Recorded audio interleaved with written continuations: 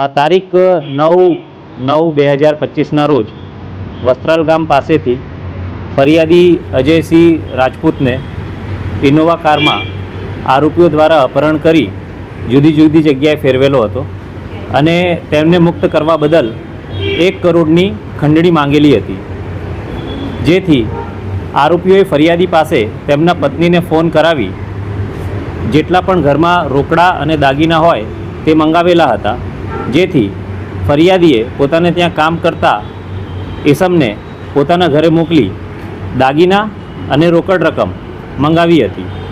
જે રકમ આરોપીઓને મળતા આરોપીઓએ ફરિયાદીને કેનાલ રોડ ઉપર છોડી દઈ અને ત્યાંથી પોતે નાસી ગયેલ હતા.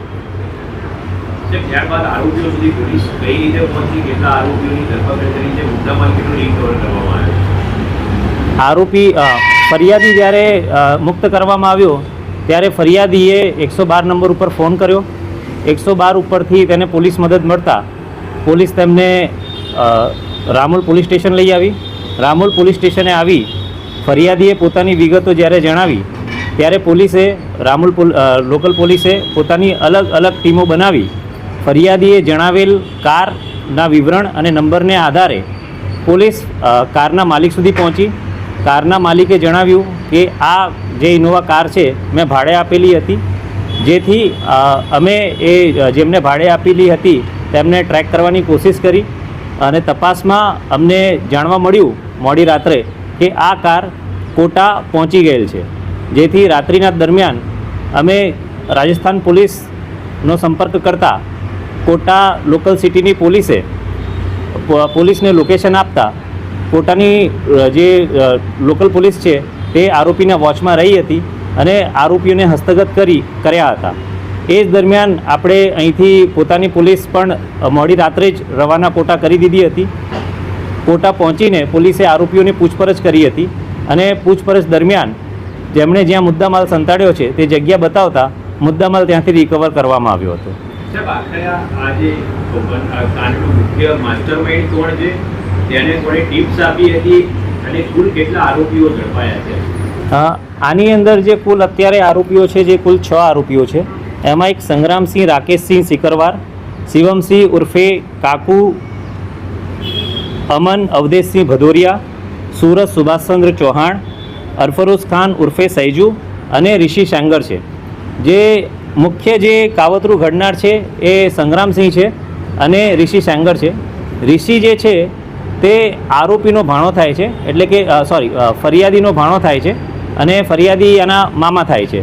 અને જે ફરિયાદી છે તે પોતે જમીનનો લે વેચનો ધંધો કરતો હોય અને તેની પાસે મોટા પ્રમાણમાં રોકડ હોય તેવી જાણ ઋષિને હતી, જેથી ઋષિએ આ પોતાના મામાની ટિપ્સ સંગ્રામને આપેલી હતી અને સંગ્રામે આખો આ અપહરણ કરવાનો અને રૂપિયા પડાવવાનો પ્લાન ઘડ્યો હતો.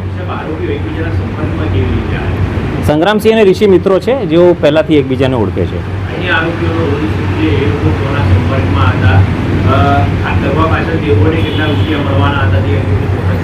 અત્યારે અમે રિમાન્ડની કાર્યવાહી ચાલુમાં છે અને જે તપાસ અને પૂછપરછ ચાલુ છે અને જે આગળ જે તપાસમાં ખુલશે ત્યારે એ વિશે વધુ વિગતો આપી શકાશે.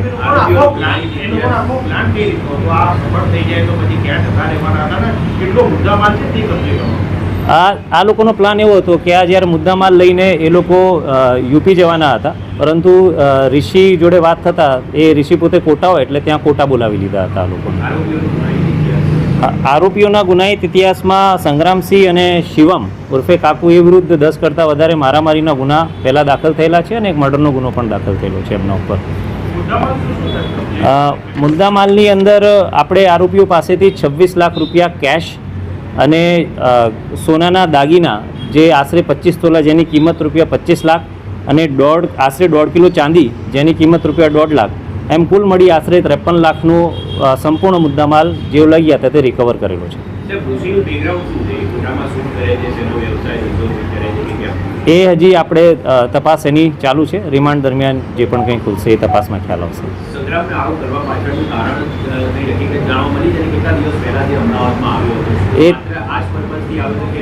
એ 4-5 દિવસ પહેલાં જ અમદાવાદમાં આવ્યો હતો, 4 કે 5 તારીખની આજુબાજુ, અને એને રૂપિયાની જરૂર હતી અને એને ટિપ્સ ઋષિએ આપેલી હતી એટલે એને આ કાવતરું કરી હતી.